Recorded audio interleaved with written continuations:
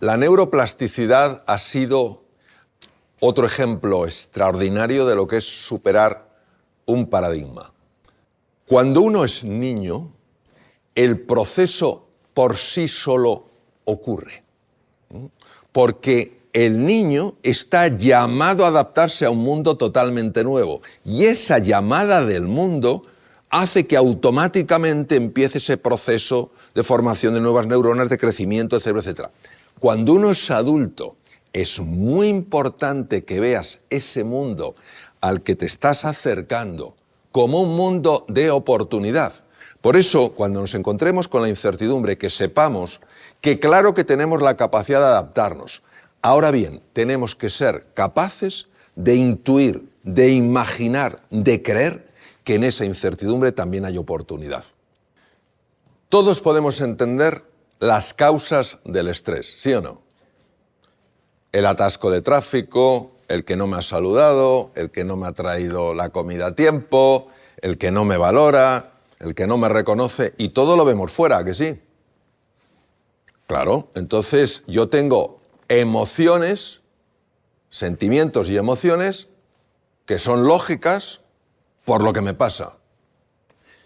¿Qué tal si superáramos este paradigma y consideráramos la posibilidad de que las emociones son creaciones, no son reacciones?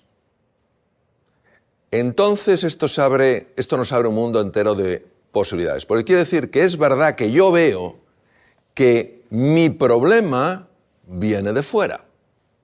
Y sin embargo, empiezo a reconocer que el origen viene de dentro. A mí me ha ayudado mucho salir de la queja, que es tan obvio y que nuestros ojos parecen atrapados en el paradigma, ¿qué es eso? Y entrar en el concepto de responsabilidad. Responsabilidad no como culpabilidad, sino como capacidad de respuesta. Y a medida que lo vas trabajando, poco a poco, hay que hacerlo con humildad, a veces te sale mejor, a veces peor. Imaginaos el nivel de libertad que nos da esto. Libre no es quien reacciona, libre es quien responde. Y es que no nos damos cuenta que la gran conquista del ser humano es la libertad interior. De hecho, hay un texto hindú muy antiguo que se llama el Dhammapada, que dice: el mayor conquistador es quien se conquista a sí mismo. Entonces, por eso puedes tener una serenidad, puedes tener una tranquilidad, aunque todo alrededor empiece a estar tenso. ¿Y cuál es el efecto cuando una persona está tranquila? Que empieza a tranquilizarse el entorno. Es una búsqueda continua, no digo que sea fácil, lo que digo es que vale la pena. Y por eso invito a hacernos una pregunta. No, que la pregunta que invito no es cuánto me va a costar, sino hasta dónde me puede llevar. O sea, imaginaros lo que es tener esa capacidad de mantener la serenidad en medio de la dificultad. Y siendo siempre muy cariñosos con nosotros mismos, porque es un proceso que poco a poco tenemos que aprenderlo, no exigirnos constantemente.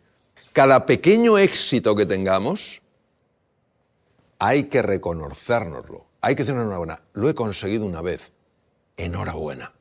Y entonces el cerebro empieza pum, pum, pum, pum, pum, a mejorar. Entonces, ¿qué ocurrirá? Que de una manera natural, fluyendo, empezarás a tener mucho más serenidad en situaciones complicadas. Y cuando tengas más serenidad, disfrutarás e incluso las buscarás. Hay que distinguir entre un sentimiento y una emoción. Son dos cosas diferentes. Una emoción necesita un cuerpo. No hay cuerpo, no hay emoción. Es decir, una emoción implica cambios bioquímicos, cambios hormonales, cambios viscerales. Si tú accedes a los mapas de los sentimientos, si generas un sentimiento, automáticamente generarás una emoción. Y si tú tienes una emoción, automáticamente generas un sentimiento. Por eso una persona que hace ejercicio físico, que es algo muy físico, muy corporal, se siente mejor. ¿Qué importancia tiene esto? La importancia es extrema porque quiere decir que tú puedes tener distintos sentimientos dependiendo de cómo cuidas tu cuerpo. Tú tienes una actitud sedentaria, no cuidas tu cuerpo, no lo mueves, no comes lo adecuado y eso tiene un impacto a nivel de los sentimientos. ¿Vale? Tú haces ejercicio físico, tú haces determinadas cosas que van bien para el cuerpo, tu postura, etcétera, etcétera, y empiezas a sentirte mejor. ¿Qué otra implicación tiene? Que con el pensamiento tú puedes afectar a los sentimientos. Y si afectas a los sentimientos, afectas al cuerpo. Ahora, ¿por qué la persona libre vive de acuerdo a sus decisiones y no de acuerdo a sus emociones? Por una sencilla razón, porque si las emociones son reacciones, la mayor parte de ellas puramente automáticas, ¿dónde está la libertad ahí? Alguien me dice, tú eres bobo, pues tú más.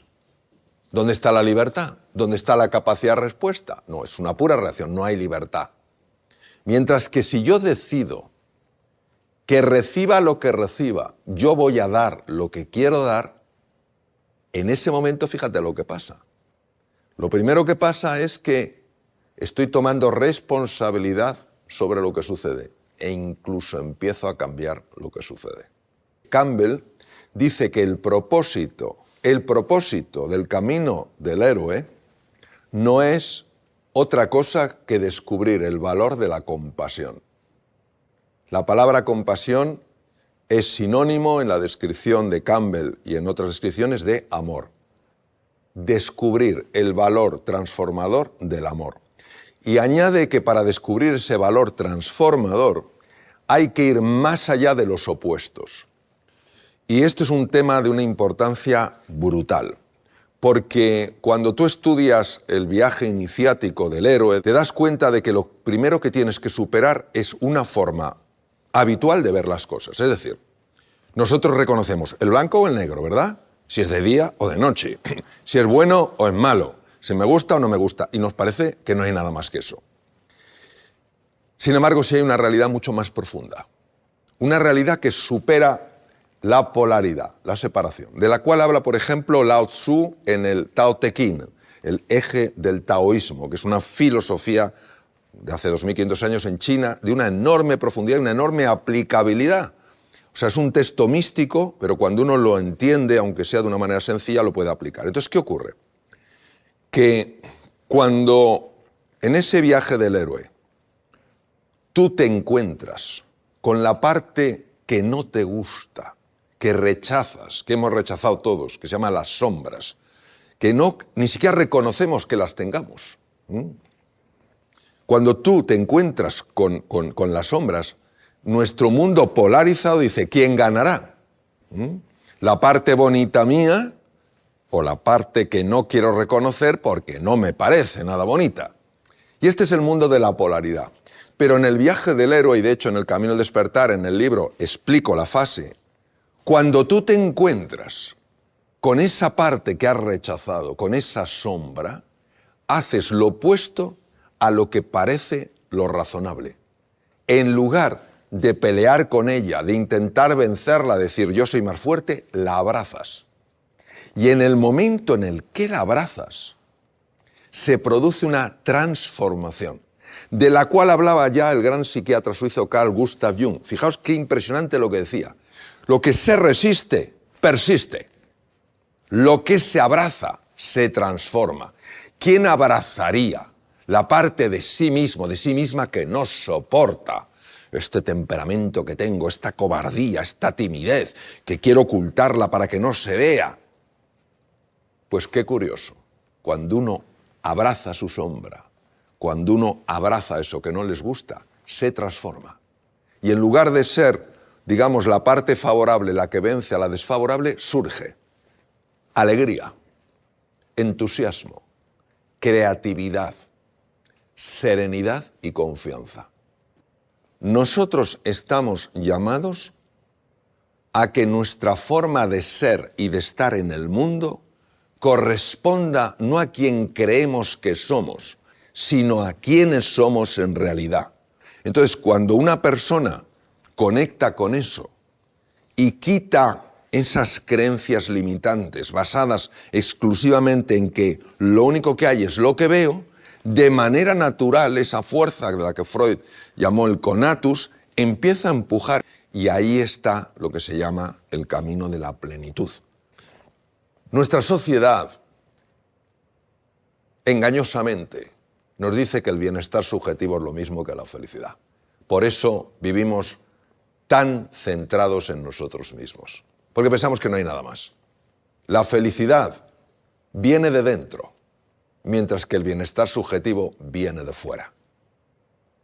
¿Qué ocurre? Que estamos tan distanciados del interior que creemos que como solo hay exterior, esto es la felicidad. No, esto es bienestar subjetivo. Que está muy bien, es mejor tenerlo que no tenerlo. Es mejor tener pilita de cobre que no tenerlo. Entonces, ¿cómo conectamos con la felicidad? Para mí, la felicidad siempre es compartida. Es, para mí, imposible experimentar la felicidad si no tienes la vocación de que otra persona la experimente. El bienestar subjetivo no tiene por qué ser compartido. Yo me puedo comer una manzana riquísima, me la como yo y yo lo disfruto. Pero la felicidad es cuando yo me importas tanto tú que divido la manzana en dos y de repente digo, madre mía, pero qué rica está esta manzana. No, está especialmente rica porque en ese momento soy especialmente feliz. Entonces, forma sencilla que no simple de ser feliz. Que realmente te importen los demás. Que realmente te importe lo que sientan y necesiten los demás. Que realmente todo lo que hagas, lo hagas no solo por ti, que está bien que lo hagas por ti, sino que lo hagas también por los demás. Y que cuando tú salgas de tu casa a trabajar o a una reunión, no estés pensando, no esté yo pensando, no estemos nosotros pensando, a ver lo que saco de esta reunión, a ver lo que obtengo de esta reunión, a ver lo que me llevo de este encuentro, sino a ver lo que pongo en este encuentro, a ver lo que llevo a este encuentro. Y eso es otro paradigma, porque en el paradigma en el que vivimos, dar es perder. En el paradigma de la felicidad, dar es multiplicar. Y por eso hemos oído tanto esa frase que se queda muchas veces en puramente conceptual, dice, tú recibes más de lo que das. Y uno dice, sí, pero que lo dé otro, que lo dé otro. Hasta que uno tiene un momento en el que da sin esperar y le viene de todas partes. Y es que la felicidad, a diferencia del bienestar, opera con leyes distintas. El bienestar subjetivo opera con las leyes del mundo. La felicidad opera con las leyes del universo.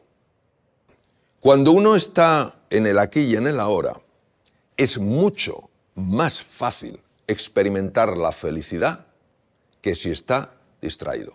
¿Por qué? Por una razón que es de orden metafísico, a veces las sé explicar bien. Para nosotros existe la línea del tiempo. De hecho, el hemisferio cerebral izquierdo es el que maneja la línea del tiempo. Es decir, la línea del tiempo es que hace una hora yo estaba en un sitio, ahora estoy aquí con vosotros y mañana estaré en otro sitio. Y esto tiene su utilidad, obviamente, para programarnos y para arreglarnos. Pero es un paradigma. Es decir, ¿qué quiere decir un paradigma? Que tiene una visión limitada. El hemisferio derecho vive en el presente eterno. En el presente eterno, que es donde viven fundamentalmente los niños pequeños. Los niños pequeños no han desarrollado la línea del tiempo. Solo está el aquí y el ahora. Por eso absorben tan rápidamente. Por eso es una de las razones por las que probablemente sean tan alegres. Es una razón por la que muchas veces tiene un sistema inmune, salvo al comienzo que todavía no han desarrollado el sistema inmune, que a veces es sorprendentemente poderoso. Entonces, todo esto está deteriorando de una forma tremenda nuestra conexión con el presente. Y el presente, como estaba comentando, no es algo básico o banal, es que en el presente es donde está sucediendo todo. Es curioso porque cuando una persona quiere tener un buen futuro, lo primero que tiene que buscar es tener un gran presente. Pero fijaros, si yo me angustio por el futuro, uy, madre mía la que viene, con los problemas que hay, los conflictos, tal cual, todo eso, fíjate lo que hace, produce un deterioro en el funcionamiento del cerebro, con lo cual no estoy en el presente. Si no estoy en el presente, no estoy viendo lo que ocurre aquí. Y luego diré, uy, efectivamente, el futuro era así. No, el futuro no es algo que uno se encuentre, es algo que uno crea. ¿Dónde lo crea? En el presente. Por eso es tan importante, yo recomiendo tanto que se lea, y yo recomiendo el libro físico, y que tú te leas una hoja y luego te preguntes qué has leído. Es un entrenamiento impresionante, porque hay una región del cerebro, se llama la región dorsolateral, Y la región dorsolateral es fundamental en la memoria de corto plazo y es fundamental en la inteligencia. A veces pensamos que la memoria es, bueno, ¿tú qué tal andas de memoria? Yo fatal. Pero ¿verdad que a nadie que le preguntes qué anda de inteligencia te va a decir yo fatal? Eso no dice nadie. ¿Por qué? Porque la memoria para nosotros... no puede haber inteligencia sin memoria. Porque obviamente tú tomas decisiones en gran parte basado en experiencias y conocimientos previos. Y resulta que una de las regiones más importantes, que es la región dorsolateral, está siendo deteriorada por la falta de atención. Cuando hay un entrenamiento, entonces que estás con una persona en el aquí y en el ahora, plenamente, como entiendo que estamos todos nosotros aquí, que estás haciendo deporte, plenamente en el deporte, que estás estudiando plenamente, y cuando la mente se te va, con amabilidad y con firmeza la vuelves a traer. La atención es una capacidad importantísima en el ser humano. Lo primero que hay que hacer es aquietar la mente. ¿Por qué hay que aquietar la mente y qué evidencias científicas tenemos de que aquietar la mente es bueno? Porque el caos mental que tenemos produce enfermedad directamente. Pensar en los pensamientos que tenemos. ¿Cuáles de ellos son en general pensamientos ilusionantes, pensamientos esperanzadores? ¿Y cuáles de ellos son pensamientos llenos de ira, llenos de frustración, celos, envidias, iras, resentimientos, culpas, vergüenzas? Así. Pues todos esos pensamientos, esa agitación mental, se ha estudiado con técnicas de neuroimagen qué es lo que hace. Y produce una activación del sistema nervioso simpático que no tendría que estar, la cual deteriora el cuerpo. Con lo cual ya vemos un efecto. Por eso, el profesor Benson, cuando enseñaba a sus enfermos que iban a cirugía cardíaca, que obviamente van con la cabeza, saldré de esta, no saldré de esta, mi corazón sea el mismo. No, al aquietar la mente, resulta que el cuerpo luego, el corazón tenía menos arritmias, etc., ¿no? Entonces, esa es una de las evidencias. Se ha visto que aquietar el ruido mental tiene efectos incluso en el cáncer, incluso en enfermedades degenerativas como la esclerosis múltiple, reduciendo la incidencia, la intensidad de los brotes y la frecuencia de los brotes. Se ha visto en montones de sitios, se ha visto mejoras del sistema inmune, etcétera, etcétera. Una de las cosas más importantes, cuando vas a urgencias o tienes que hacer una operación de extrema urgencia, por sorprendente que os parezca, es aunque sea 10 segundos aquietar la mente. 10 segundos. Aquietar la mente. Si una persona se te muere en 10 segundos, es que no hay nada que hacer. Entonces lo que os quiero decir, 10 segundos para aquietar la mente. ¿Por qué? Porque en ese momento tú puedes tomar una decisión mucho mejor. Eso es el poder de la meditación. Por eso se enseña a meditar en hospitales, se enseña a meditar en centros de investigación, se enseña a meditar. Ya ha perdido esa connotación un poco esotérica que tenía, que apartaba a tantas personas. Ahora bien, cuando uno consigue llegar a un nivel de profundidad mayor, que es bypassing, es decir, cuando ya empiezas a ver cosas, ¿qué es lo que ves? Empiezas a ver soluciones a problemas a los que no habías encontrado solución. Empiezas a ver por qué hay cosas en ti que sin que tú lo supieras están impidiendo que encuentres la solución a esas cosas.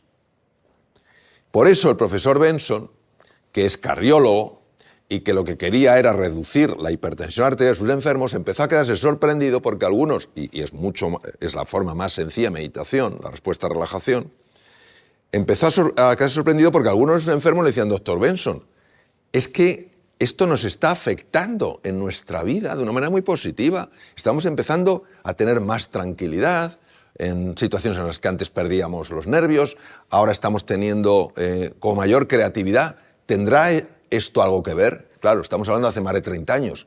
Y el profesor Benson, obviamente, aunque era cardiólogo, decía, bueno, igual no, o no me interesa, dijo, qué interesante. Entonces empezó a estudiarse el funcionamiento del cerebro. ¿Qué ocurre? Que se ha visto que mejora procesos de ansiedad, procesos de depresión. Obviamente, si alguien tiene un trauma muy profundo que está oculto, siempre es interesante llevar a cabo los procesos de meditación supervisado por un psicoterapeuta, una persona experta en este tipo de cosas, ¿no? En general, como todo, hay excepciones, es muy beneficioso.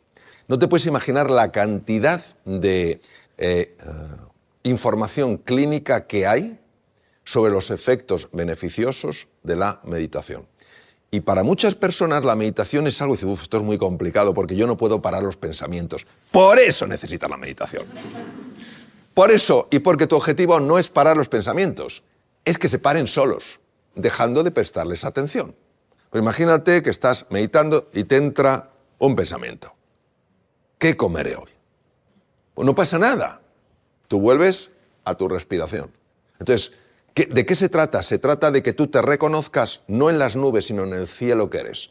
Tienes nubes, pero no eres las nubes. Y ese proceso tan sencillo que descubrieron hace miles de años en Oriente, cuando se ha estudiado en Occidente se ve que calmando la mente, el cuerpo se relaja. ¿Qué quiere decir? Que tenemos un nivel de tensión al que nos hemos acostumbrado y que es muy dañino para la salud.